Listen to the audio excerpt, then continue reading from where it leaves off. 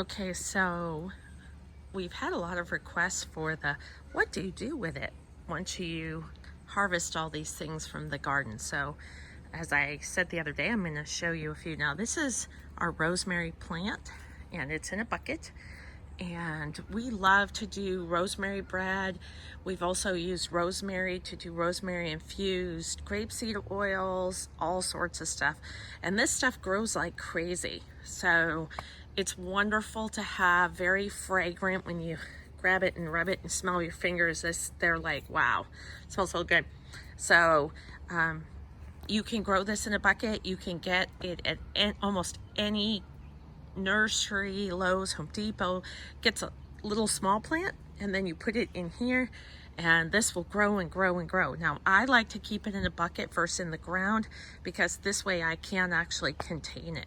So the first thing to do with the rosemary bread is we cut off a few of the little rosemary stems if you wish, and then so we always, again, I know this probably plant would survive, but we use clippers, clip them off, and then we're going to go through and we're going to take off the actual little rosemary leaves if you wish.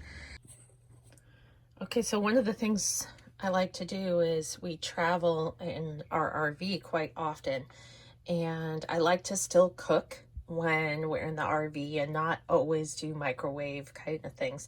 So we're gonna do, it's early in the morning and it's nice and cool, so we're gonna make some bread this morning. We're gonna do rosemary bread, and we've already taken the leaves off the stem, so we've gotten all the woody parts out. And now we're gonna take a very sharp knife and we're gonna cut these up and just make them into smaller pieces. I'm going to leave a few of the bigger pieces set aside, so as we get to the end, I can sprinkle them on the top of the loaf of bread and add a little bit of more rosemary right on top. Okay, so I have chopped up the rosemary, given it a rough chop, and this recipe calls for 2 tablespoons of grapeseed oil. You can use olive oil if you'd like, but I like to use grapeseed oil. It has a lot lighter flavor. And what I do is I give the rosemary a coarse chop, and then I mix it with the grapeseed oil. And I let it sit for a few hours because the grapeseed oil will take on the flavor of the rosemary.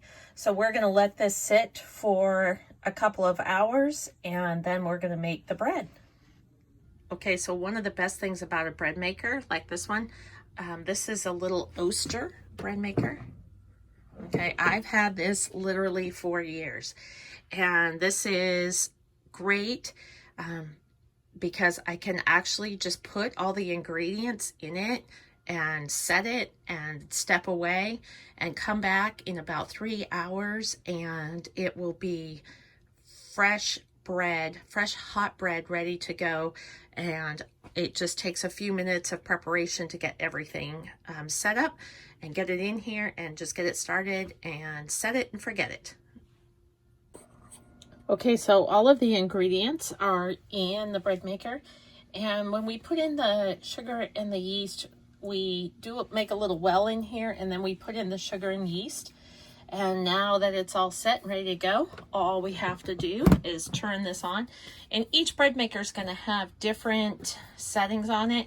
We do the basic bread, and I like the crust on my bread to be a light color. And then we just press start, and it'll actually start mixing it for you. And all you have to do is come back in 3 hours and you'll have fresh bread. Okay, so we now have rosemary bread. It smells amazing, and it's such a great thing to have for your family. You know what's gone in it. I love being able to use this in the RV, and I'm going to show you guys what it looks like from the inside when we cut it. So this is the rosemary bread. You can see the pieces of rosemary in it, and this recipe, it comes out nice and fluffy. I love this bread. It tastes so good. And when you put the rosemary in the oil and let it sit for several hours before you're going to make your bread. It really adds a lot of depth of flavor to the bread. Okay, happy baking, everybody.